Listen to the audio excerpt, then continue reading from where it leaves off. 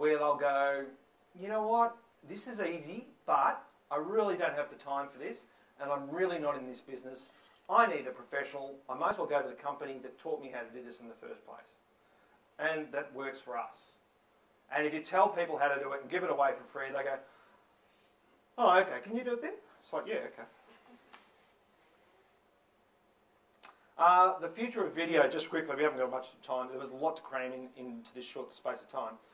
Unfortunately, the iPhone 3GS still does not allow live video direct from the App Store. There are workarounds for it.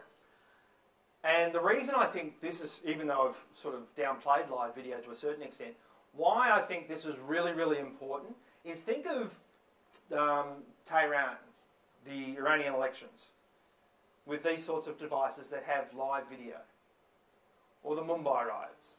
How is the world going to change with this sort of technology? The other thing that is going to happen is geotagging a video. Anybody who has a Mac will recognise iPhoto.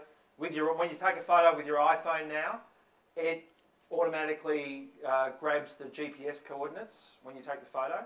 So I can go in and say, oh, show me the photo of Roberta in New Zealand. That's my wife, by the way. Show me the big guy who's going to kill me when I beat him at poker.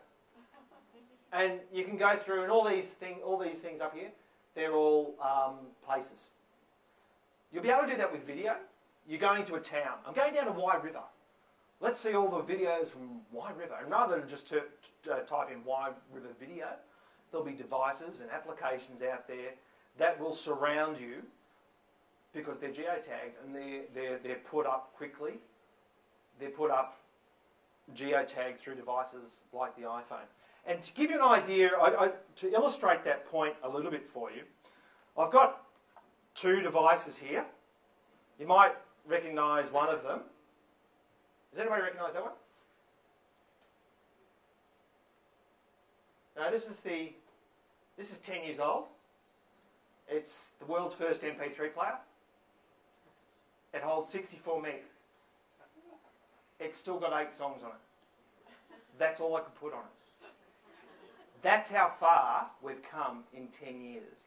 We're now talking about live video over one of these things. I've got my sat nav on here that tells me where I'm going. I've got all my fishing information on here that tells me how to plot a course when I take the boat out. I've got my spirit level on here. I've got Shazam on here. I mean, I've got, I don't know, 8 gig of songs on here or something. This is 64 meg. I mean, 10 years.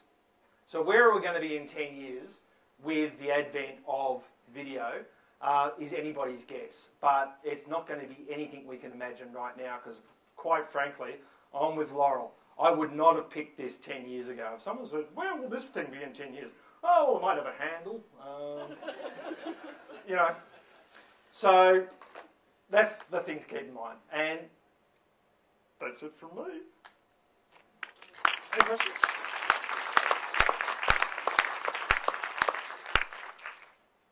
Yep. Bit of an SEO question.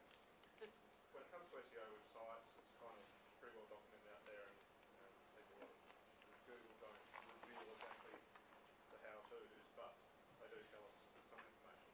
When it comes to video, like you were showing here, results in organic results, do you have any evidence about how that happens? Like, is it based on mix video, embeds? Well, the first thing it's going to be based on is the keywords. Purely, that's the first thing.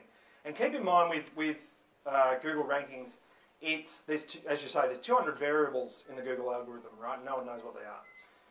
So it's always about, you've probably all heard this story about 2 guys walking through the jungle and they come across a tiger and one guy goes, shit, a tiger. And the other guy starts taking his shoes off. He says, you're not going to be able to run a tiger. And you say, well, I don't have to. I just have to run you. Right? It's the same with the Google algorithm. You don't have to worry about what Google's doing. You just have to worry about the site that's number 1. What are they doing? And go one better. So that's how I preface the answer to that question.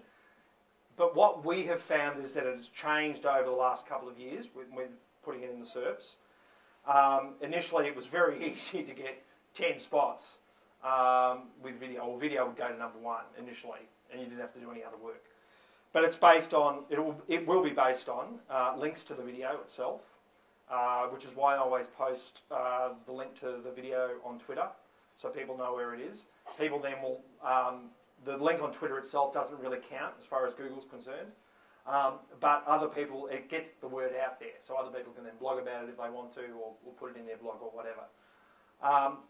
And sometimes I'll dig it if I think it's an important video that I want to get out there, but primarily it's links to the video getting found in the SERPs and the relevance of the keywords and the page title and the description for that phrase. Anybody else? No? All right. Is there any penalty in having the same video up on all the different sites? Not yet. Okay. That I've noticed. I'm sure it's coming though. I'm sure Google's going to work out.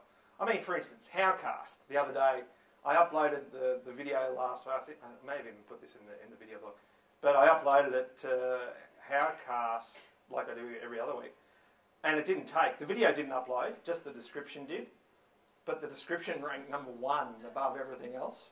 And I think Google's going to start to work out, we need to find a way to maybe look at the length of the video and the title and see if those two match, and then we can come up with a score that says, hey, these are the same, only show one. Because Google's very big on duplicate content. They don't like to show, like I showed before, they don't like that at all. No.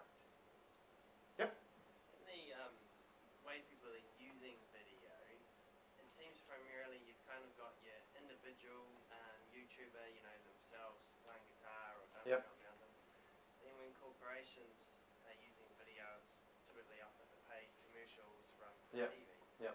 Are you seeing much of a creative crossover where organisations are using video in an accessible everyday way, or are we still not thinking from that front? A lot of them are trying to go viral all the time. We see a lot of that. But I think examples like Blendtech, or even companies, as David Midland-Scott showed us a couple of examples that he brought over, of companies responding to other people's creations online. And I would go to, if you want an example of that, go to YouTube and have a look at United Broke My Guitar. But I think you're going to have to see more and more of companies communicating like they do with blogs through things like YouTube. Because you can show more. You can say, wow, look at this thing I've got here. This is how you use it, you know. Take the lid off. And you can't do that with text. But it has to be something useful. It can't just be, buy my stuff. It's got to be more than that. Somebody here? Yep. But does it blend? Yes. The question was, I've got just some technology called Bequence, which kind of tries to work out how much of a video people are actually watching, so they might get really bored after. Yeah. Everything old is new again. Are there other technologies that do that? Well, yeah, back in 1998 there was. It was called streaming video, which was great because you used to watch, and that's how we knew people typically weren't going to watch past 10 minutes. We saw drop-offs. With the metrics that we have now, and I had this argument with Cameron Riley years ago when he went into the podcast network, is that you can't see where people drop off currently with the technology that's available, because you're downloading a file and then you're playing it, or you can say as well it's being downloaded. With streaming, it was using a great protocol, RTSP, and we could see all that stuff, but you can't now. But I still stick to around the 10 minutes, unless the video is rubbish, and then they're going to switch off within 3. Yep. I just came across something on the weekend, which was an artist, a singer, being filmed in front of a green screen and then put into this 3D world. Yep. Do you see that coming back into? Because we sort of have the. Well, that's what I'm saying. Everything old is new again. I think Cam would agree with this. We saw it. We did green screen, but then we got to the point where it's like, you know what? That's really wanky. Let's not do that. We're not television. If people want to watch the telly, they'll watch the telly. But I think creativity is something different. But if you're trying to be, hey, look at me, I'm news media or traditional media as well, it's, what's the point? But, things like some use it quite well. Rocket Boom. Rocket Boom? Yeah, Rocket Boom. They use the green screen.